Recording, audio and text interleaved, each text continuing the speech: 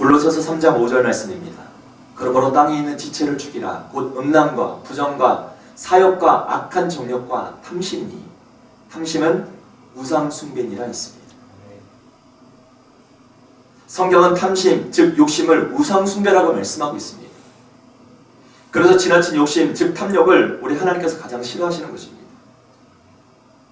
성도 여러분, 과도한 욕심을 줄여야 우리 인생의 항해가 안전해지게 될 줄로 믿습니다. 행복은 욕심을 채우는 데 있는 것이 아닙니다. 오히려 그 반대입니다. 다시 말해 우리가 추구하는 행복은 욕심을 비우는 데 있는 것입니다. 물론 욕심을 버린다는 것이 말처럼 쉬운 것은 아니지만 우리가 욕심을 버릴 수만 있다면 욕심이 가져다주는 절대적인 피해로부터 자신과 가정을 지킬 수 있게 된다는 사실을 기억해야만 합니다. 오늘 우리에게 주님 말씀을 잊지 마시고 더 이상 무리한 욕심으로 화를 자초하지 마시길 바랍니다. 언제나 자족하는 마음으로 하나님 허락하신 인생을 멋지게 수행하는 믿음의 성도들 되시기를 바랍니다. 우리가 인생을 항해하는 동안에 거친 풍랑을 만나게 되는 두 번째 이유가 있습니다. 두 번째는 인간의 교만 때문입니다. 바울의 경고에도 항해를 강행한 선장과 선조는 한낱 죄인인 사도 바울의 말보다는 자신이 가진 지식이나 기술 그리고 경험을 더 신뢰했습니다. 즉, 이 정도 날씨는 괜찮다고 생각하는 것입니다. 이 정도는 다 경험해왔다고 생각하는 것입니다. 자신들이 가진 것으로 충분히 해결할 수 있다고 생각하는 것입니다.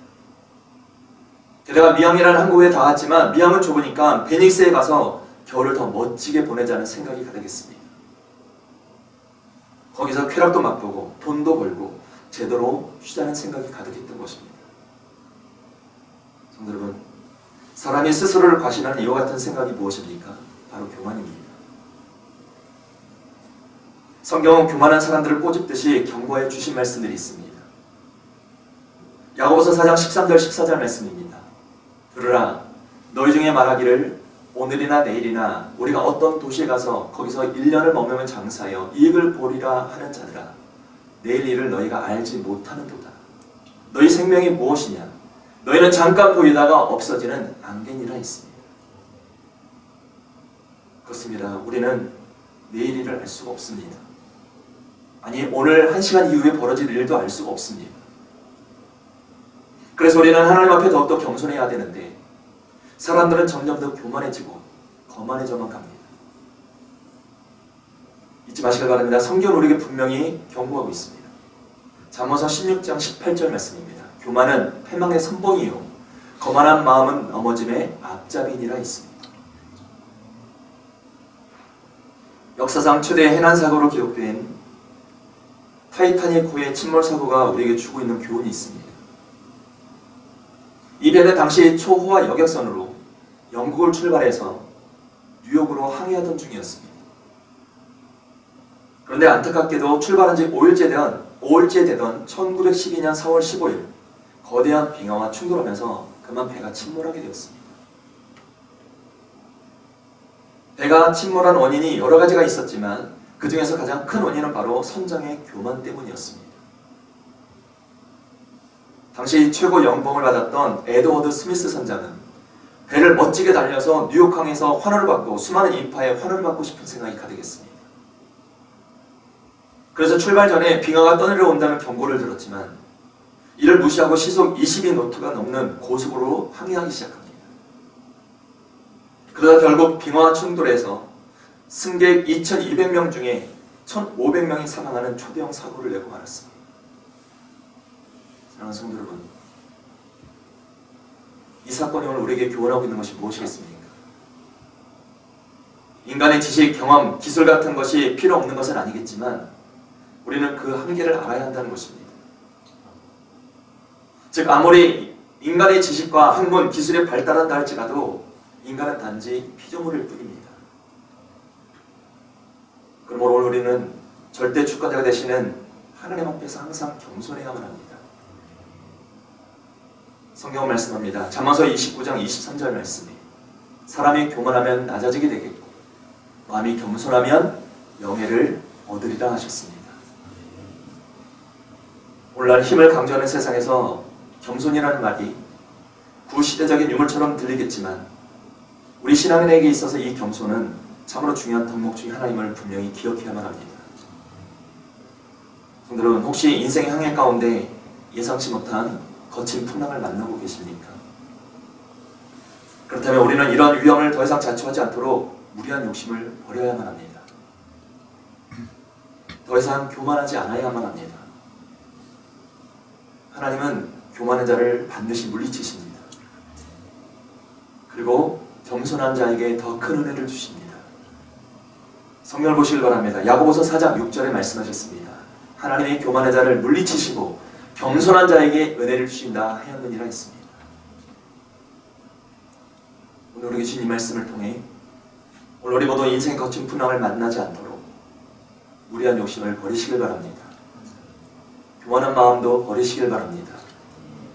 그래서 우리가 항해해야 하는 인생길에서 언제나 하나님의 보호와 인감 속에 순풍을 만나는 믿음의 성도들 되시기를 주님의 이름으로 축원합니다.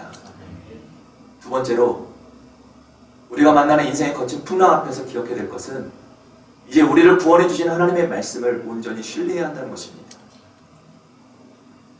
지금 거친 풍랑을 만난 배가 난파될 위기에 처하자 사도 바울이 다시 하나님의 사람으로서 백부장과 선장과 선주 그리고 선원과 승객들 앞에서 다시 섰습니다.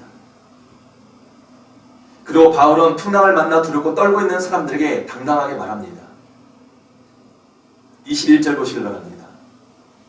바울이 가운데 서서 말하되 여러분이여 내 말을 듣고 글에 대해서 떠나지 아니하여 이 타격과 손상을 면하였더라면 좋을 뻔하였느니라 했습니다. 바울의 이 말이 무슨 말이겠습니까? 사도 바울은 먼저 이 일이 사람의 욕심과 교만으로 인한 것임을 책망하고 있었던 것입니다. 그리고 바울은 이제라도 하나님의 말씀을 따를 것을 권면합니다. 계속해서 22절 보시길 바랍니다. 내가 너희를 권하노니 이제는 안심하라. 너희 중 아무도 생명에는 아무런 손상이 없겠고 오직 배뿐이니라 했습니다. 무슨 말입니까? 즉 배는 부서지겠지만 인명에는 전혀 손상이 없음을 말하고 있는 것입니다. 여러분, 지금 사도 바울이 거친 풍랑 앞에서도 배가 파손될 위기 앞에서도 이렇게 당당하게 말할 수 있었던 그 근본적인 이유가 뭐겠습니까? 그 이유가 성경에 기록되어 있습니다. 23절 24절 말씀입니다. 내가 속한 바 곧 내가 섬기는 하나님의 사자가 어젯밤에 내 곁에 서서 말하되 바울아 두려워하지 말라. 내가 가이사 앞에 서야 하겠고 또 하나님께서 너와 함께 항해하는 자를 다 내게 주셨다 하였으니 했습니다. 즉 하나님이 보내신 사자의 말이 바울이 로마에 가서 가이사 황제 앞에 서야 하므로 바울은 물론이거니와 승객 전체를 살려주신다는 말씀을 전해주신 것입니다. 계속해서 바울은 하나님의 이 말씀을 듣고 확신에 차서 거센 풍랑으로 두려워 떨고 있는 자들에게 이야기합니다. 25절 말씀입니다. 그러므로 여러분이여 안심하라. 나는 내게 말씀하신 그대로 되리라고 하나님을 믿노라 했습니다. 즉 사도 바울은 전능하신 하나님을 믿었고 또한 하나님 주신 말씀을 믿는 담대한 믿음이 있었던 것입니다. 그리고 그 믿음대로 거친 풍랑 앞에서도 바울은 두려워 떨지 않고 담대했습니다. 중요한 사실은 하나님은 거친 풍랑을 만난 사도 바울에게만 말씀을 주시는 것이 아니라 오늘 우리도 예기치 않는 인생의 풍랑으로 두려워할 때 하나님 우리에게도 동일하게 주시는 말씀이 있다는 것입니다. 어떤 말씀입니까? 이사야서 41장 10절 말씀입니다. 두려워하지 말라. 내가 너와 함께함이라. 놀라지 말라. 나는 내 하나님이 됨이라. 내가 너를 굳세게 하리라. 참으로 너를 도와주리라. 참으로 나의 의로운 오른손으로 너를 붙들리라. 성도 여러분, 바로 이 말씀이 인생의 풍랑을 만난 우리에게도 동일하게 주시는 하나님의 음성인 줄로 믿습니다. 이 사실을 믿으시고 하나님 오늘 저와 여러분에게 주신 이 말씀을 붙들며 사시길 바랍니다. 인생의 풍랑으로 두려움 가운데 살지 마시길 바랍니다. 오늘 하나님의 믿음으로 신खा는 우리에게도 다가오는 수많은 유혹과 어려움이 있지만 이것을 능히 물리칠 수 있는 비결이 바로 살아있는 하나님의 말씀으로 무장하는 영적인 삶임을 잊어서는 안 될 줄로 믿습니다.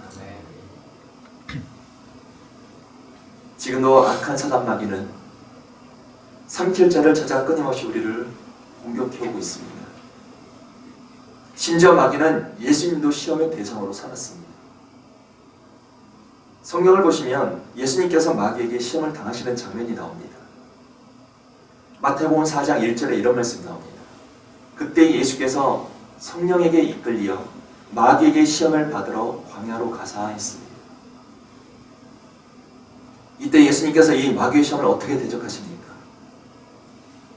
첫 번째 시험은 돌로 떡이 되게 만들어 보라는 마귀의 시험이었습니다. 주님이 이 시험을 어떻게 물리치십니까? 마태복음 4장 4절에 이렇게 말씀하십니다. 예수께서 대답하여 이르시되 기록되었으되 사람이 떡으로만 살 것이 아니요 하나님의 입으로부터 나오는 모든 말씀으로 살 것이라 하였느니라 했습니다. 즉 주님도 사단 마귀를 기록된 하나님의 말씀으로 대적하셨던 것입니다. 그리고 두 번째 시험과 세 번째 시험 모두 주님은 기록된 하나님의 말씀으로 대적하셨습니다. 계속해서 마태복음 4장 7절 보시길 바랍니다.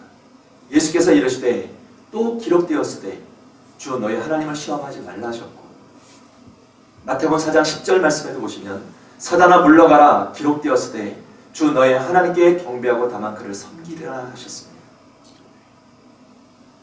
즉 예수님도 기록된 하나님의 말씀으로 사단을 물리치셨던 것입니다. 오늘 우리가 이 말씀을 통해서 깨닫는 영적인 교훈이 무엇이겠습니까? 오늘도 살아있는 하나님의 말씀은 마귀를 대적할 수 있는 힘이 있음을 우리에게 교훈해 주신 것입니다. 그뿐만이 아닙니다. 우리 주님의 말씀은 병든 자를 일으키십니다. 주님은 말씀으로 죽은 자를 살리십니다. 그리고 그 말씀으로 거친 풍랑도 잠잠케 하십니다. 마가복음 4장 39절에 이런 말씀이 나옵니다. 예수께서 깨어 바람을 꾸짖으시니 바다더러 이르시되 잠잠하라 고요하라 하시니 바람이 그치고 아주 잔잔하여지더라 했습니다. 그래서 사도 바울은 말씀으로 풍랑을 잠잠케 하시는 주님을 믿는 그 믿음과 지금 하나님 주신 말씀에 근거하여 거친 풍랑 앞에 두려워 떨고 있는 자들을 안심시켰습니다. 하나님의 말씀대로 될 줄로 믿은 것입니다. 그 믿음으로 바울이 지금 뭐라고 안심시킵니까? 26절 말씀입니다. 그런즉 우리가 반드시 한 섬에 걸리리라 하더라 했습니다. 바울의 이 말은 바램과 희망의 말이 아니었습니다. 바울의 말대로 결국 어떻게 됩니까? 계속해서 사도행전 27장 44절을 보시면 이런 말씀이 나옵니다. 그 남은 사람들은 널 조각 혹은 배 물건에 의지하여 나가게 하니 마침내 사람들이 다 상륙하여 구조되니라 했습니다. 즉 사도 바울의 말대로 배에 타고 있던 276명 전원이 멜리데 섬에 상륙하여 겨울을 잘 지내고 로마로 가게 되었던 것입니다. 사랑하는 성도 여러분, 혹시 예기치 않은 인생의 거친 풍랑 속에 살 소망을 잃고 계십니까? 가난한 질병, 가난과 질병, 학력, 능력 부족과 같은 물리적인 풍랑을 만나고 계십니까? 두려움과 경험 부족과 같은 정신적인 풍랑을 만나고 계십니까? 그렇다면 오늘 우리에게 닥친 인생의 거친 풍랑을 누가 잠잠케 할 수가 있겠습니까? 바로 전능하신 하나님이신 줄로 믿습니다. 중요한 사실은 오늘도 하나님의 약속의 말씀을 끝까지 믿는 사람들은 이 놀라운 구원의 은혜를 경험하게 된다는 것입니다. 이 사실을 잊지 마시고 오늘도 우리를 거친 풍랑에서 구원해 주신 하나님의 말씀을 온전히 신뢰하는 삶을 사시길 바랍니다. 하나님은 오늘 우리에게 말씀해 주셨습니다. 두려워 말라 내가 너와 함께함이라. 내가 너를 도와주리라 말씀해 주셨습니다. 이 말씀을 붙드시고 거친 인생의 풍랑에 힘없이 무너지지 마시길 바랍니다. 다시 말씀을 붙들고 일어나시길 바랍니다. 그리고 그 말씀대로 다 이루어지는 놀라운 은혜와 축복을 경험하시고 그것을 이제는 간증하며 살아가는 하나님의 거룩한 믿음의 백성들 되시기를 주님의 이름으로 축원합니다. 아멘. 말씀을 맺겠습니다. 성도 여러분, 오늘 우리에게도 다가오는 인생의 거친 풍랑 앞에서 우리가 어떻게 살아야 되겠습니까?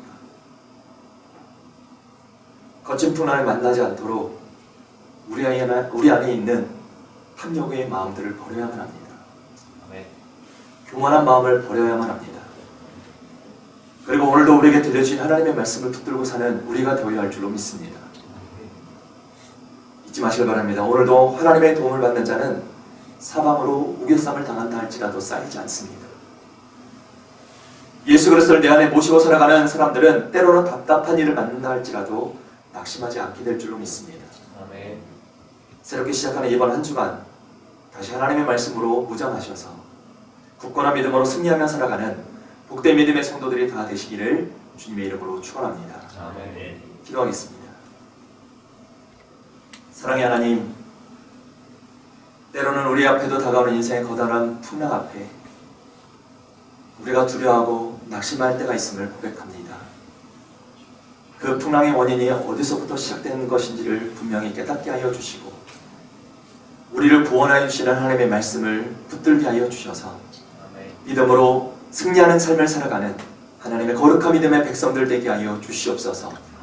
오늘 우리 안에 있는 무리한 욕심을 버리게 하시고 또한 교만한 마음들을 버리게 하시고 늘 자족하는 마음으로 하나님 주신 말씀을 붙들고 오늘도 소망 가운데 살아가는 하나님의 거룩한 믿음의 백성들 되게 하여 주시옵소서. 사랑이 많으신 예수님의 이름으로 기도하옵나이다. 아멘. 찬송가 216장 찬양 드리시면서 준비하신 예를 드리겠습니다.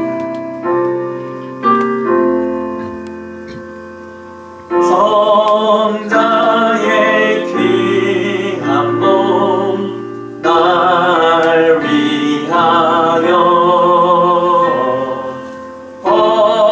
버리신 그 사랑 고마워라.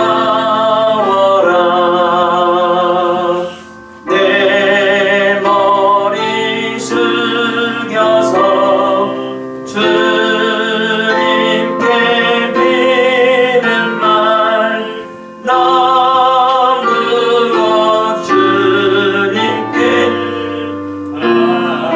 바치리. 4절입니다. 만 가지 은혜를 받았으니 내 평생 슬프나 즐거운 날 이 몸을 온전히 주님께 바쳐서 주님만 위하여 늘 살겠네.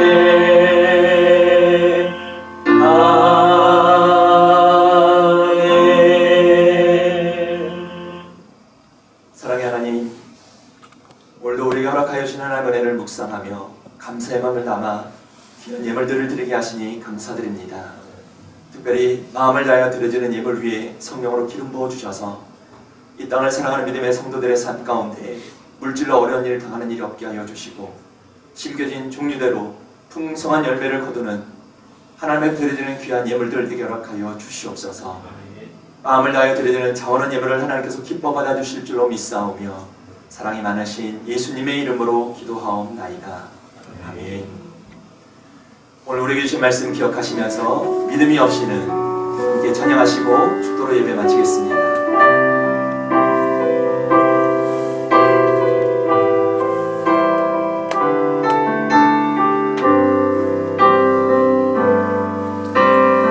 주님 제 마음이 너무 둔해서 주님을 볼 수 없습니다.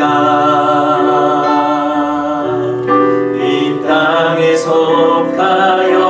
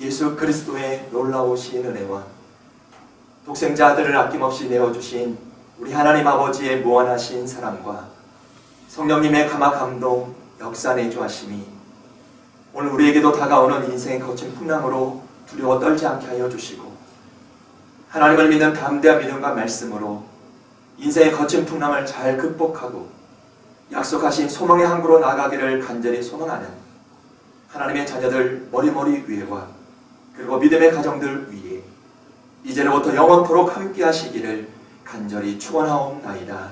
아멘.